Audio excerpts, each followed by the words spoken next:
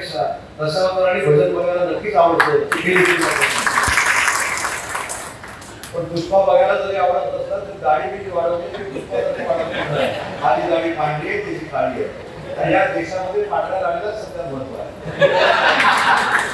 त्याच्यामुळे आपण सगळ्यांनी निर्णय घ्या 4 जून नंतर पुन्हा एकदा पांढरी दाढी इकडे बसणार आहे.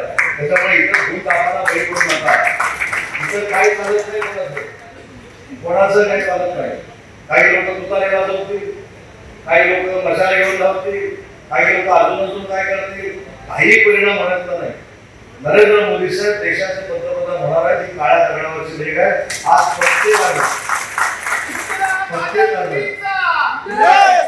प्रत्येकानं माझ्या नावानं ही चिठ्ठी खिशामध्ये ठेवली तरी चालेल आणि 4 तारखेला संध्याकाळी मला विचार कोण पंतप्रधान झालं. त्याच्यामुळे हा आपण विचार केला पाहिजे कोण आपले प्रश्न सोडवणार आहे. आज एनडीए सरकारनं जी कामं आपल्यासाठी केलेली आहेत, आज आपलं जे अलायन्स आहे त्याचा उमेदवार फायनल झाला. नरेंद्र मोदी साहेब आमचे उमेदवार आहेत हे आम्ही जाहीरपणानं सांगतोय.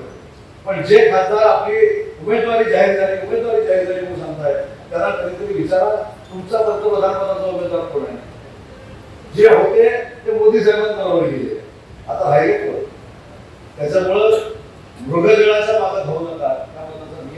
जे शाश्वत आहे, जे तुम्हाला मिळणार आहे, जे शासन तुम्हाला देणार आहे, जे पंतप्रधान साहेब तुम्हाला देणार आहे, जे मुख्यमंत्री महोदय तुम्हाला देत आहेत याचं समर्थन करायला आपण आज राज्याचे मुख्यमंत्री एकनाथ शिंदे साहेब असतील, देवेंद्रजी असतील किंवा अजितदादा असतील या लोककलेच्या पलीकडे जाऊन सांगतो की तुमच्यासाठी तरी काय केलं.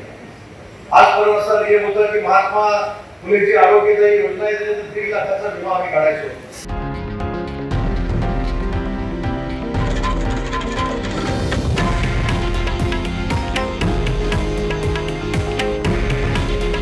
हे आहे देशातील नंबर 1 न्यूज नेटवर्क आणि आपण पाहत आहात TV9 मराठी.